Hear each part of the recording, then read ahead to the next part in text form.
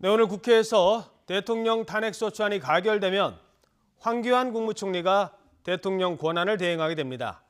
현재 황 총리는 정부 서울청사 집무실에서 상황을 예의주시하고 있습니다.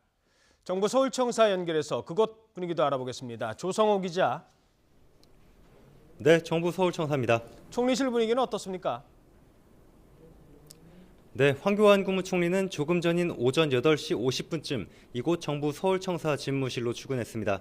여느 때와 같은 시간의 모습을 드러냈지만 표정은 다소 굳어 있었습니다. 네, 황 총리는 지금 현재 청사 9층에 있는 서울 집무실에서 업무를 보고 있는데요. 네, 총리실도 탄핵안 표결을 앞두고 업무 인수인계 준비 작업에 들어간 상태입니다. 네, 아직 표결 결과를 예단하기 어려운 상황이라 조심스러워하면서도 만일의 상황에 국정 공백이 생길 우려를 대비해서 분주하게 움직이는 모습입니다.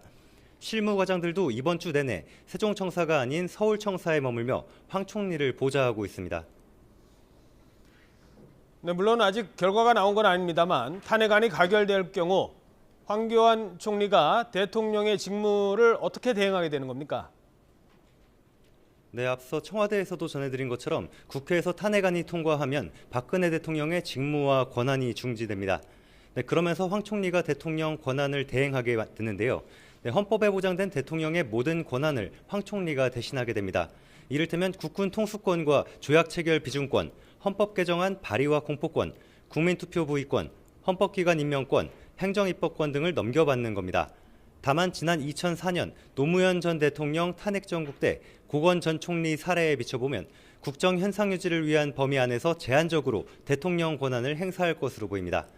탄핵안이 가결된다면 황 총리의 첫 행보는 임시국무회의와 국가안전보장회의 주재가 될 것으로 보입니다.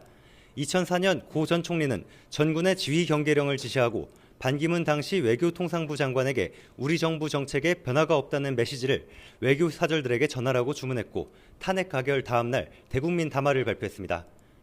황 총리 역시 군과 외교 치안 등을 먼저 챙길 것으로 예상됩니다. 이후 대국민 담화를 통해 혼란스러운 정국을 어떻게 관리할지 밝힐 것으로 보입니다. 지금까지 정부 서울청사에서 YTN 조성호입니다.